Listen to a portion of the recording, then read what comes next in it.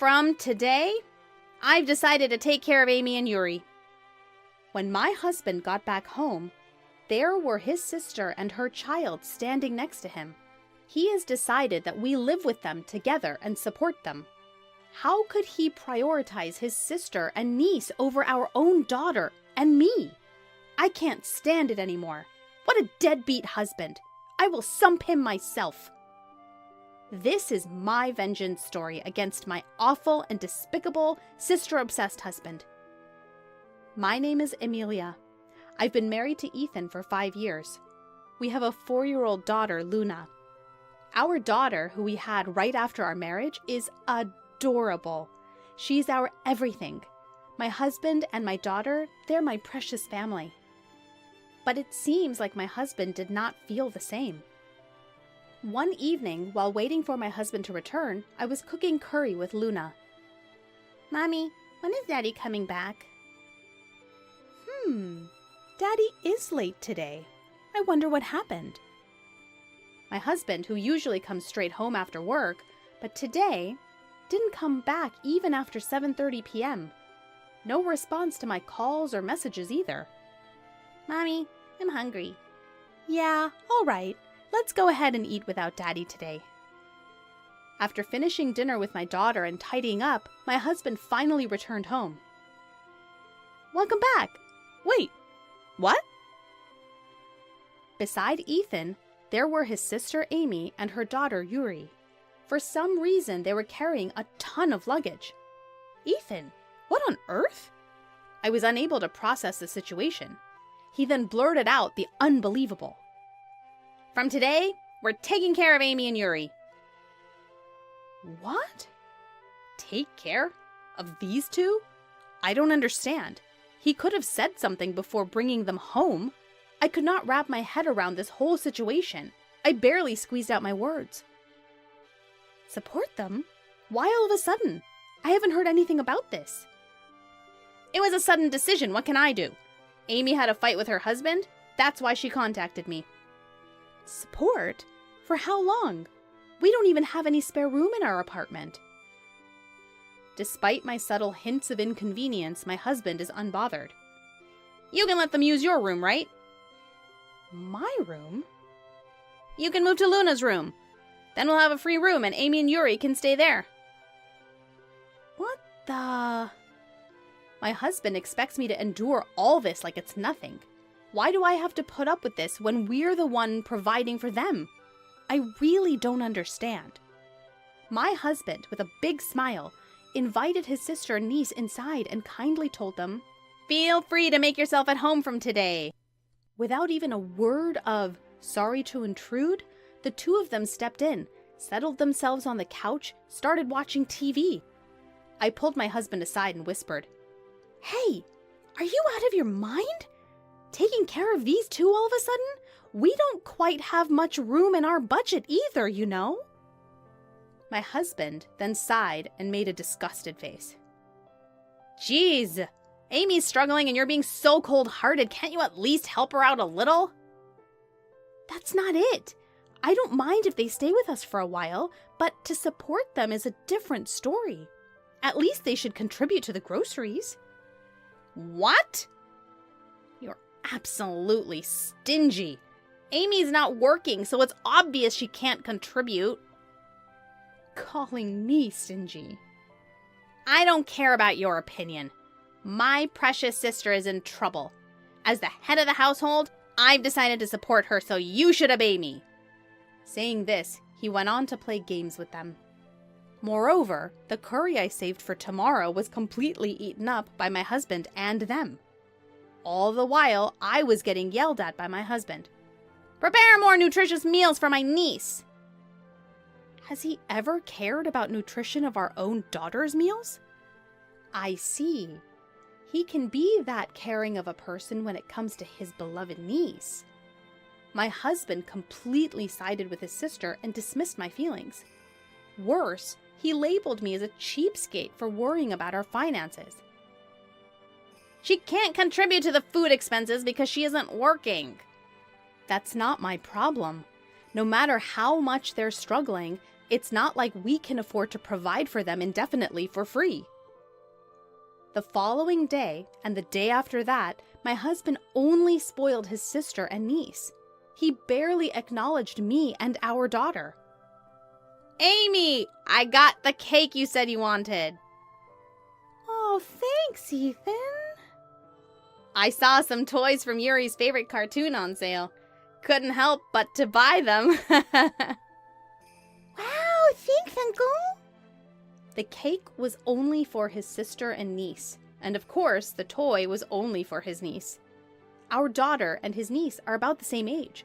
It wouldn't be hard to guess that our daughter would also love some cake and toys. But I have to hold out a little longer.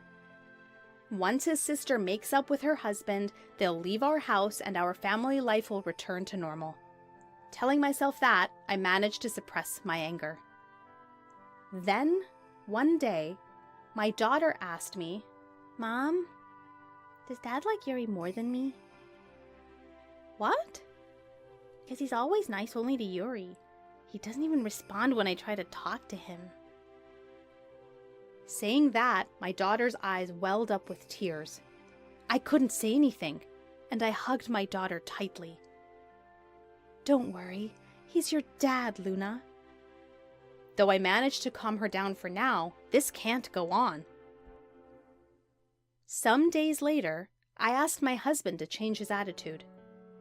"Luna's feeling left out. It's fine that you adore Yuri, but you have to spend time with Luna too." All right. It's such a hassle, though." "A hassle? Our child is Luna, not Yuri, you know." Yes, I got it. I just have to pay attention to Luna, right?" Although I told him about our daughter's feelings, the situation hasn't changed at all. My daughter looked at my husband, who was happily playing with our niece, with sad eyes. And it's not like my sister-in-law would take care of our daughter instead of my husband. My husband and my sister-in-law were always with Yuri. I was the only one who paid attention to our daughter, but she seemed lonely nonetheless. A whole month passed living with them, and my family was falling apart. We barely made ends meet. Moreover, no matter how much I cleaned up, our apartment had always been messy because my sister-in-law and niece never tidied up. My husband continued to spoil his sister and niece, disregarding my daughter and me. I couldn't bear this any longer. I finally confronted my husband.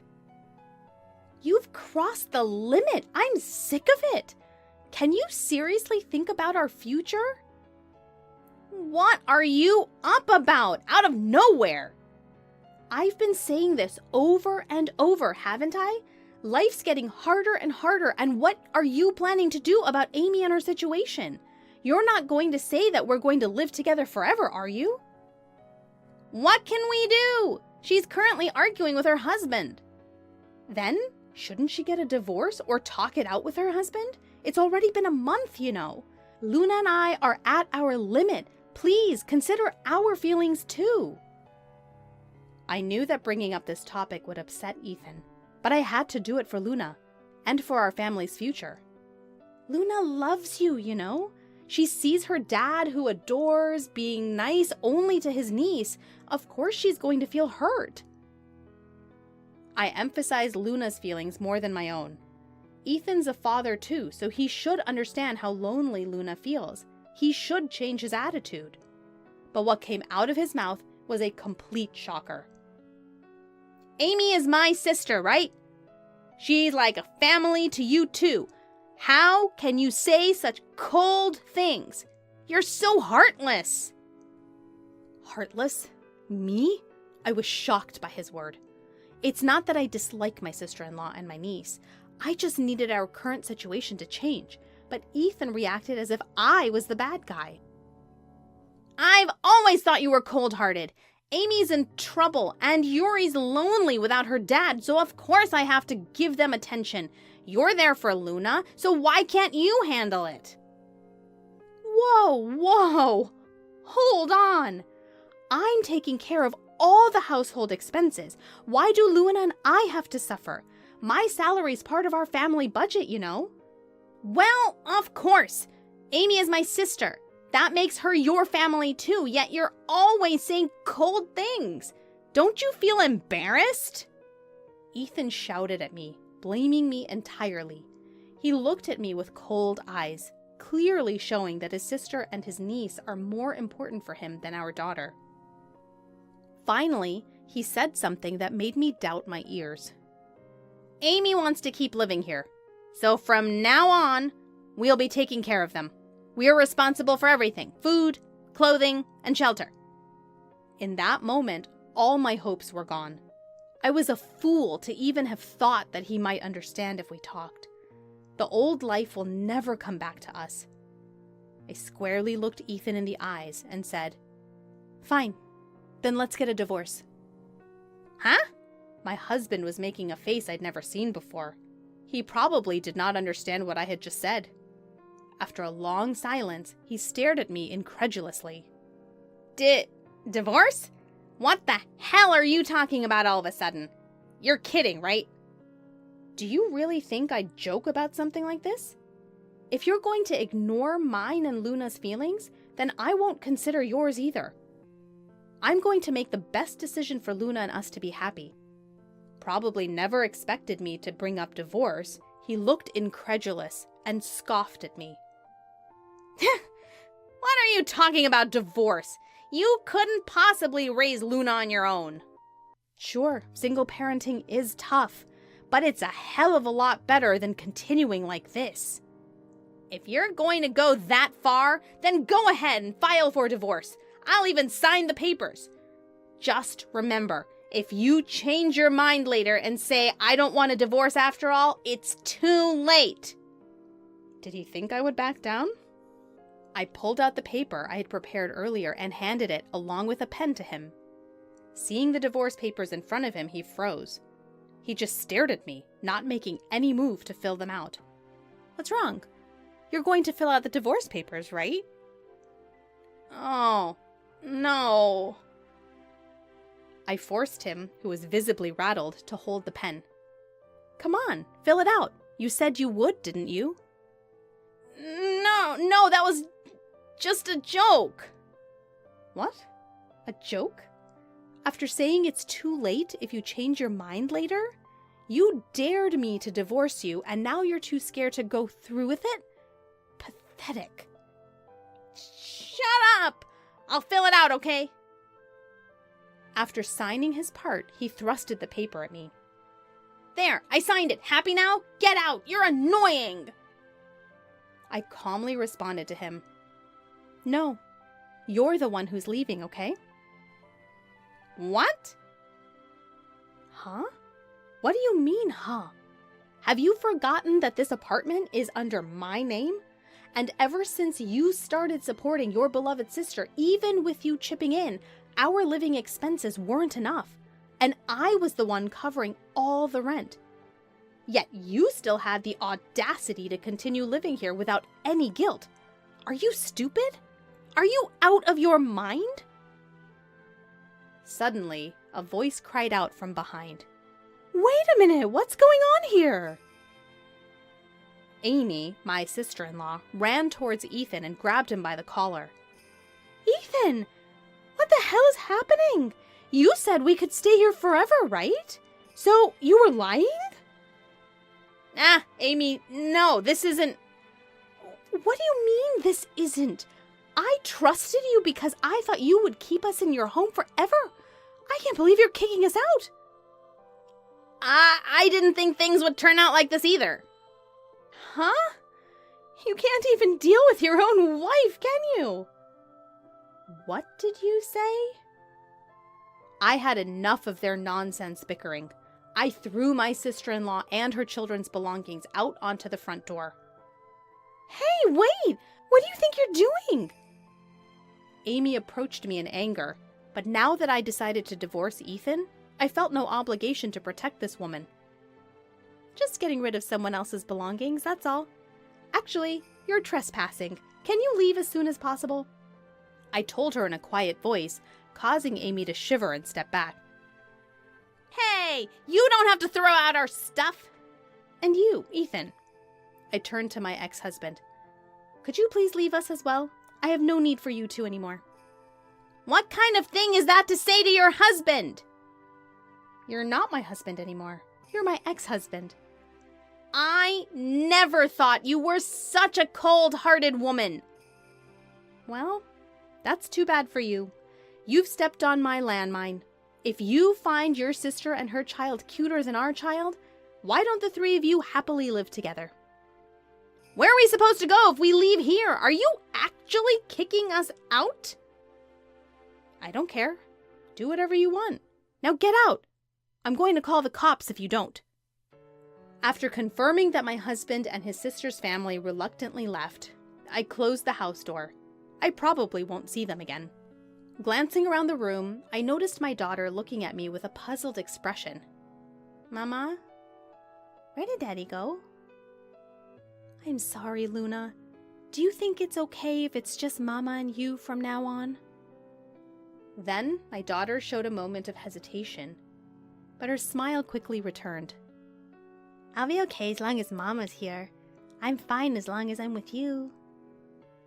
She ran up to me and I hugged her tightly. That's right, even without my husband, we will be fine. Surely the two of us can be happy.